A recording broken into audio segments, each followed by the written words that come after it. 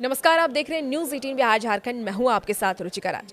महाराष्ट्र में महायुति की महाजीत के बाद मुख्यमंत्री पद को लेकर के सस्पेंस बरकरार है कि महाराष्ट्र का अगला समीकरण क्या होने वाला है। तो चलिए जानते हैं कि अगर महाराष्ट्र में फडणवीस सरकार बनी तो शिंदे गुट से कौन बनेगा deputy CM.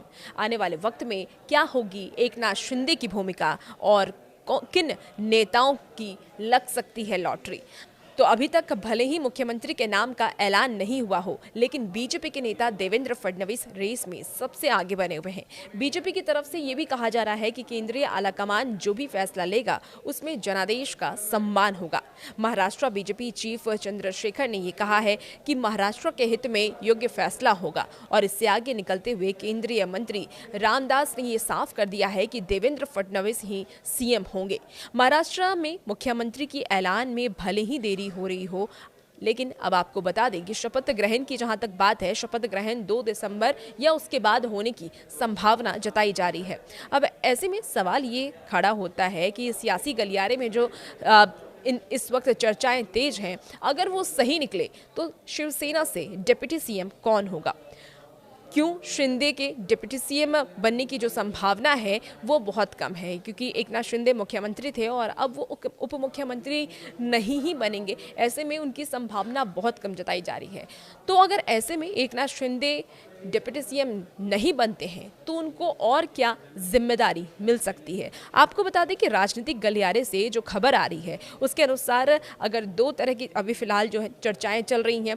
CM Eknath Shinde अपने बेटे डॉक्टर श्रीकांत शिंदे का नाम डिप्टी सीएम के लिए आगे कर रहे हैं। वो खुद कल्याण से लड़कर केंद्र जाएंगे। दूसरी थ्योरी ये भी है कि वह परिवारवाद से बचने के लिए पार्टी के किसी दूसरे विधायक का नाम आगे करें। ऐसा करने पर वह उद्धव ठाकरे पर प्रहार भी कर पाएंगे, क्योंकि उद्धव ठाकरे ने हार के बाद विधानसभा में अपने बेटे आदित्य ठाकरे को विधायक दल का नेता बनाया है। अब जानते हैं कि किन नेताओं की इस बार लॉटरी लग सकती है। राजनीतिक गलियारे से जो खबर सामने आ रही है, जो चर्चाएं तेज हैं, उसमें ऐसा कहा जा रहा है कि एक तरह से उद्धव ठाकरे ने अब पार्टी की कमान बेटे को दे दी है। वह मुंबई की वर्ली सीट से प्रतिष्ठापूर्ण मुकाबले में जीत कर आए हैं। उन्होंने शिंदे की सेना के कैंडिडेट मिलिंद देवड़ा को हराया है। देवड़ा केंद्र में मंत्री रहने के साथ ही दिग्गज नेता मुरली देवड़ा के बेटे हैं। आदित्य की दूसरी बार जीतने से उनका कद बढ़ गया। शिंदे के पार्टी के कुछ नेताओं की ये भी राय है कि एकनाथ शिंदे को कमान देना उचित होगा।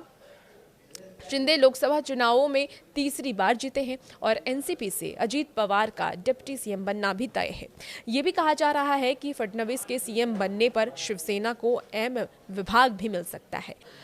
चर्चा ये भी है कि अगर शिंदे केंद्र में मंत्री बनते हैं तो ऐसी स्थिति में वो अपने किसी करीबी को डिप्टी सीएम बना सकते हैं। इसमें दादा भूसे शंभुराज देसाई का नाम शामिल है। और अब जानते हैं कि कब क्या होगा।